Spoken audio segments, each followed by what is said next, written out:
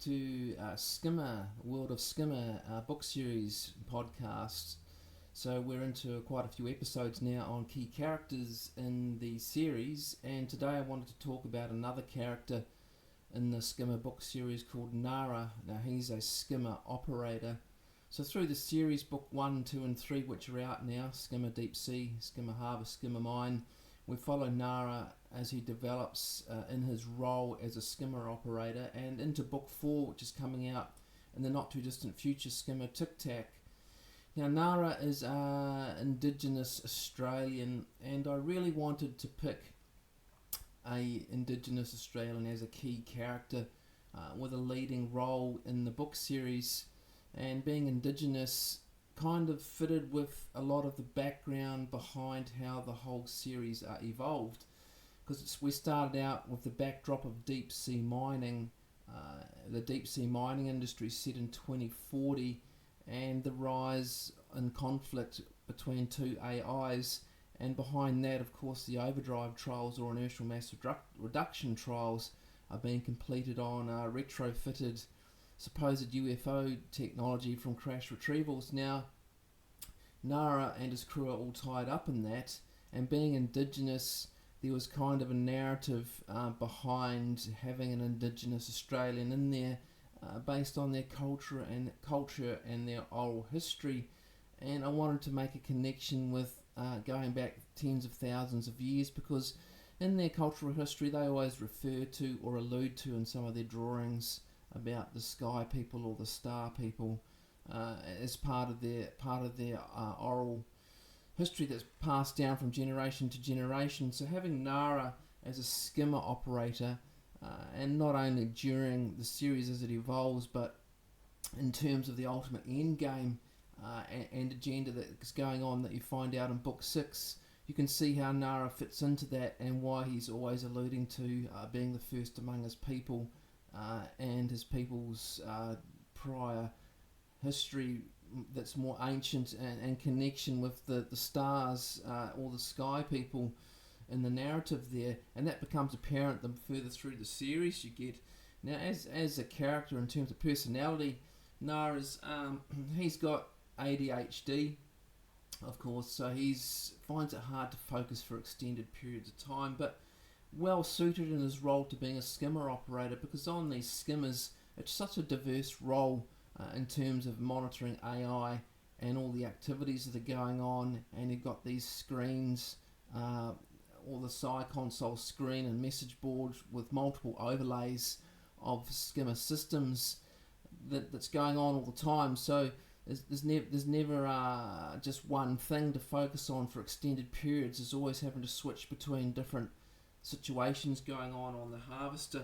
So it's kind of a multi-focus role that is well suited to Nara as a person with general ADHD as a diagnosed condition, and those roles are well suited to those types of people, much like information officers are well suited to being on the autism spectrum, because they get overly obsessed on particular topics and are given the opportunity in this script library on board a harvester that's always looking to improve things, to get stuck in and look for doing that. So Nara, he's quite level-headed in terms of his personality, and he leads from within. So I wouldn't say he's authoritarian in his role. He's more leading from within, and very level-headed in doing that. So when situations get really tense and you get a lot of emotion coming out in some of the crew, he's not as cold or as cool-headed as Jesse. He's definitely got some emotional response there in terms of what's going on around them, and protecting his crew, but he's not as cold as Jesse is in his response to that. So he seems calm, or remains calm, under pressure, and you'll see that when you look at or read the series, that when they get in very tense situations, he always seems to have a fairly level head, while others around him are getting quite wound up. And he carries out his duty without question. So duty and honour are very important to him, especially when he looks at his people and the struggles they've had as Indigenous Australians over many, many decades or hundreds of years. So he highly values carrying out his duty to the best of his ability, but that is until his crew is in harm's way. You'll read in the series he has to make some tough choices and decisions about his crew, because of course the people above him are not out at sea in the middle of the Pacific Ocean dealing with the situations that they have to confront. For example, when Connor disappears and the crew desperately wants to get him back and he has to say no, we have to wait. Or when Chang gets wound up about his sister on the Harvester Yingwei and his father, and managing that dynamic and that situation out at sea as well. So Nara's got to balance the needs of the crew with carrying out his duty as a skimmer operator and honouring his responsibilities to his superiors. And sometimes the decisions he make go against the carrying out of his duty, but ultimately in terms of protecting his crew, he comes out on top having made those decisions and gets the backing of Exet Ocean Academy because the outcomes are usually positive, not always. But the thing with Nara is where it doesn't work, he owns or is responsible for the fact that there was a failure, and he and his crew come up with a solution to it. So his crew do look to him. They may not always like the decisions he makes, but the crew does look to him for leadership and for responsibility for their well-being and maintaining their safety on board the skimmer. So and he knows the crew are not always going to agree with his decisions in that regard. So in terms of the overdrive trials, he's very curious about these inertial mass reduction drives. And of course they all learnt a lot about them in the Exet Ocean Academy training school when they were going through the simulator program and learning about the historical background, both ancient and more recent, behind acquiring these overdrives or inertial mass reduction drives. So he sees the skimmer, or being in the skimmer and part of the crew, as belonging to something that's bigger than all of them. Whatever the agenda is going on, and they're not fully privy to the whole thing, or not as much as Jesse is anyway. Nara knows a fair bit, but only what he needs to know to carry out his duty and into the ultimate endgame or agenda in Book 6. But he, in terms of his people and his culture and his background that he's very in touch with, he sees this bigger agenda going on that meets the historical narrative or oral history of his people in terms of their origin stories in the Dreamtime. So he highly values the fact that he's one of the first of his people to be on a skimmer in a lead role and involved in some sort of ultimate end game involving the overdrive trials that brings prestige and honour to his people and their tradition, their culture and their history, and the narratives that have built up over many tens of thousands of years about their relationship with nature, with country, with the stars, and ultimately with the sky people that you find in their Dreamtime stories. And that all comes together in Book 6, and we see why he so highly values that role that he has.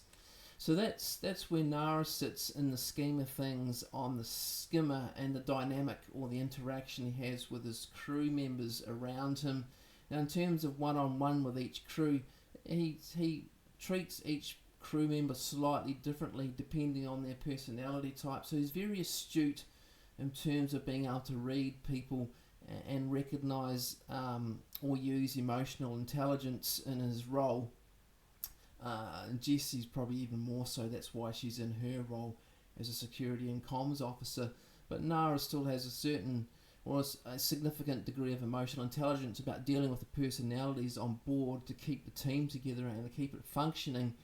For example, the way he sees Connor as a high value asset, he tries to make sure that is recognised across the crew, because of course there's some animosity or jealousy between Chang and Connor, and he's got to balance making sure Connor gets what he needs to do the role he has with what he's discovered, with the likes of Johnny, who sees Chang being quite confrontational with Connor and Johnny ending up losing control physically because he's had a bit of trauma in his childhood too with bullying and abuse, and that comes out sometimes in escalation of into crew conflict on board, and Nara has to deal with that. And Jessie, of course, is standing in the background with a big stick to make sure the situation doesn't really get out of hand. So she's kind of the last resort for Nara if he cannot get the crew to function effectively in terms of discipline and security on board. And then you've got the likes of the relationship between Johnny and Stella. Now Nara has to tolerate that sort of jovial atmosphere because it boosts the morale of everyone on board, but he's got to balance that with being able to carry out effectively the function of the skimmer, which is deep sea mining operations amidst the turmoil that develops when you've got a conflict between two AIs and some family involvement in that between Chang, his sister, and their father. So he gets quite caught up in the dynamics of the personalities of the crew members and all their interactions with each other, and family in terms of Chang, and the relationships between some of the crew members on board, which gets quite personal towards Book 6. And then back at Exed Ocean Academy as well, realising that they're a month a time at sea and then they rotate ashore. And when you add to that all the turmoil over the rise of AI and the conflict that it generates between them, and then having the overdrive trials there as well as an added stressor, and that's on all the skimmers. This now happens on all the skimmers, and it happens that Nara's skimmer's been pulled out of that in agreement with the contractors to roll out the overdrives across all the skimmers and the sphere of Gilgamesh, as Connor loves to call it. And so he's got to balance a very complex situation with the support of Jessie and those ashore to meet all these different needs of the people around him. So I'll leave it at that for now. So that's Nara and his role on board, and we'll get into some more characters coming up. So we're probably still going to talk about Stella in a subsequent podcast. We've got to talk about Ying Wei, Chang's sister. We're definitely going to have a good conversation about Jonah ashore, and I'm leaving the protagonist Sue until last, and how she fits into the whole picture and the scheme of things.